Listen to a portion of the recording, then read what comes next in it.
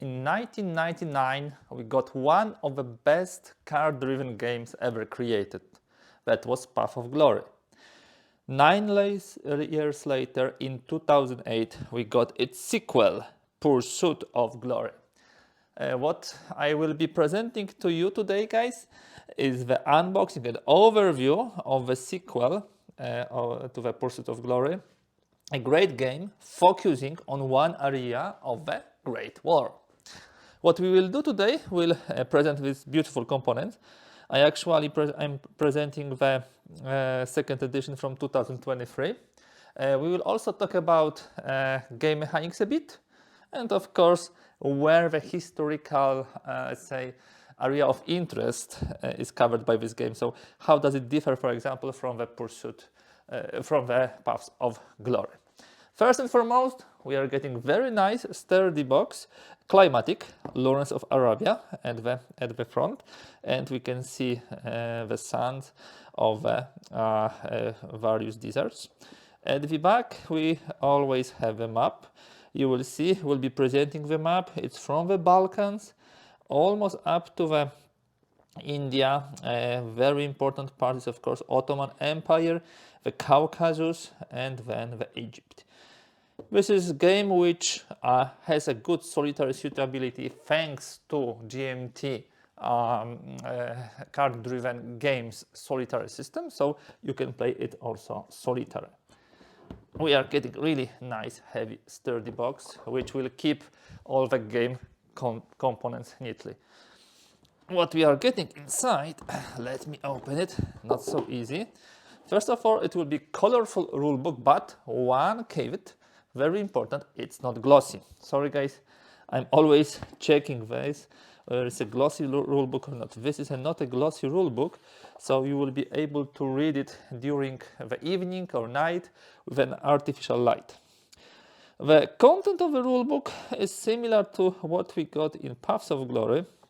So most of the rules will be similar, not same, similar, with some, of course, additional flavors. I believe I will touch upon the flavors mainly when I will be presenting the map, but also now here, looking at this, you can see that there are 2 victory point spaces, for example, that we have dual nationality units, that we have tribes, something which we didn't have, in the Paths of Glory, and of course, completely different nationalities will be here. And honestly, the armies will not be so large like at the Western or Eastern Front. We have the slight changes to how the cards are represented. For example, the combat cards have now the red background. The yellow background is indicating that the card can be used both for event and the points, and blue is only used on the King Constantine event as a reminder of the Greeks event. So it's a little more readable if you compare the previous version. So we have here events, stacking, movement. This is very similar control. For control, you would have some slightly different, markers. You have Ottomans and you have allies, especially British. Strategical deployment is similar. Combat, very similar. There will be a lot of armies which are not replaceable. So those armies will be dying here quickly.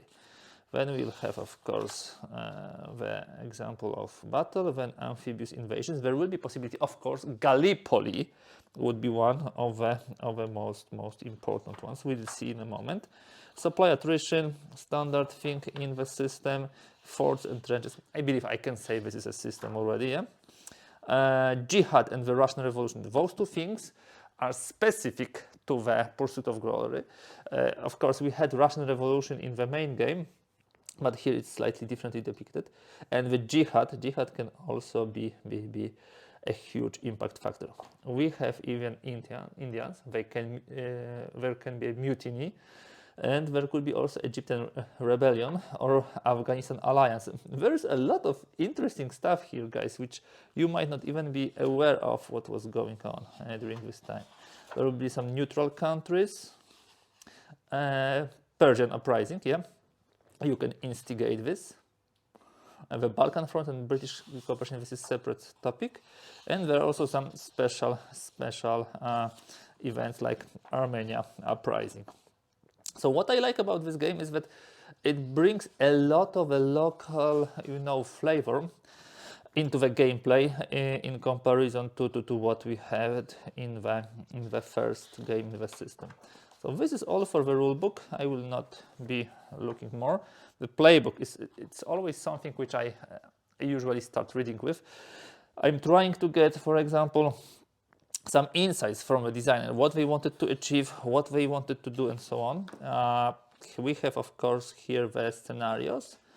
We have a campaign scenario, limited war scenario, total war scenario. This is very good. The sample game, which shows you, you can set up the game and actually follow it, which I believe is a good way of learning the game. All the cards played for actions, events, and so on. Again, not glossy, matte. We have 2 turns. This is enough to get the grasp of the game, I believe. And this is something cool to read, the strategy guide. Probably not start from this immediately. Probably give yourself a freedom of discovering the game before you will jump here. Yeah.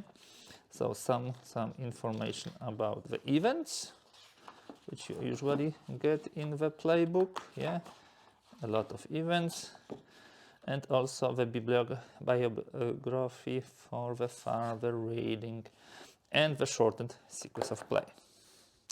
What follows are the counters. This is not a very counter-intense game. We don't have a huge stacks, and especially on this, let's say, very far eastern front, you don't have such a big armies. You still have some. Yeah, this will be Ottoman ones, as you can see.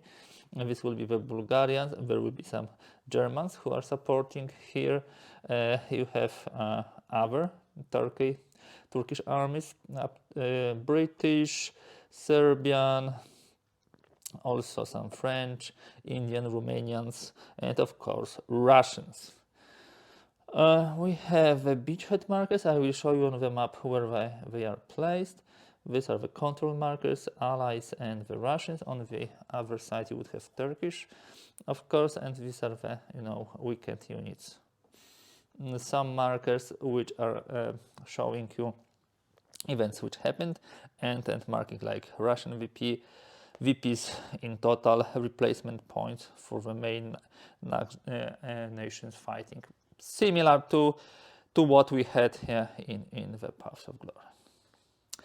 Here we have a smaller counters because this will be the corps. So the Turkish, the tribes, yeah, we have also tribes. We have some Afghanistan units. We have German, very powerful German corps. Bulgarians also very strong. French, the markers for move and attack. Russians, and here the British and Indians. Yep. So as I said, only 2 sheets of counters, but this is what you would expect, yeah, from the game in the system. Player 8, similarly done like for the Path of Glory. So you have a light fire table, heavy fire table. If at least one firing unit is an army size unit, a large counter. Trench effects and terrain, special HQ rules. Yeah, there are some. Combat resolution. And here we'll have a sequence of play. There are always some restrictions at the beginning of the game, how the replacements are costed, and victory points.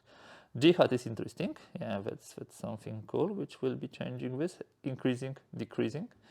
And also effects of successful revolts. Yeah, there are various ones. Here we have properties of tribes and irregular units. And national collapse. It's possible that the nations will collapse. It happened to me in the regular game already a couple of times. It can happen also here. I like it.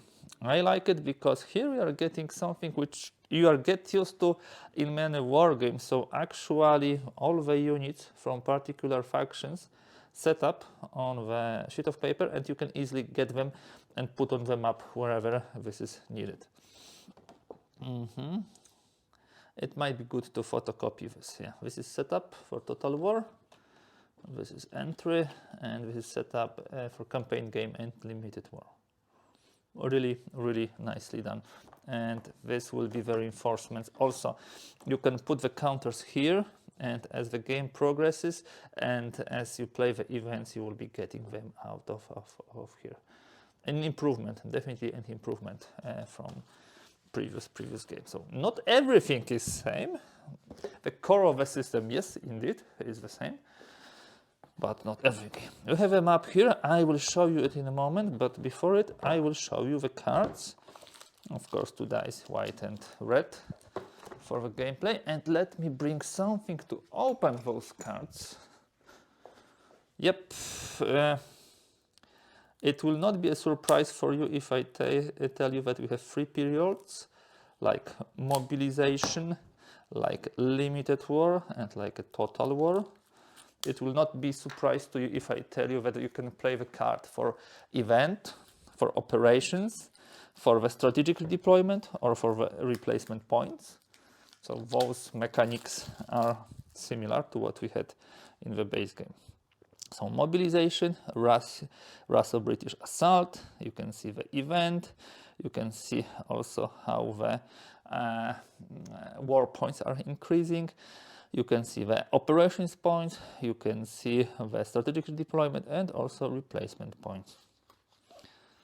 And this immediately shows you that this is a combat card. So you don't need. You remember in the previous Paths of Glory, you had it only here, but now you can easily look like this, and you see this is your combat card. I really like it.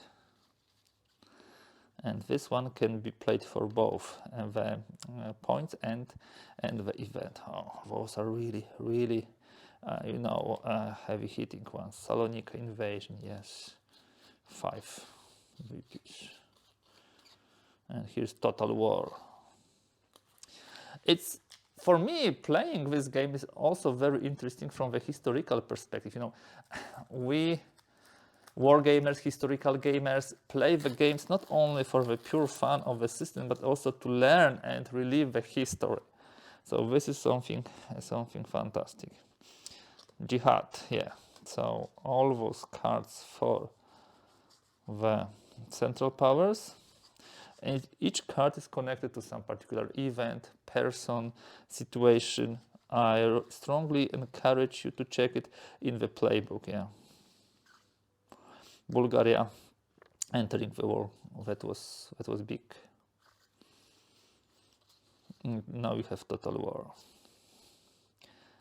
Charles Armories, this is interesting. Confused Orders, Jihad Supremacy, Jihad Offensive, some really strong, unrestricted submarine warfare, of course, and British War, very nice. So very thematic cards and very nicely showing the situation.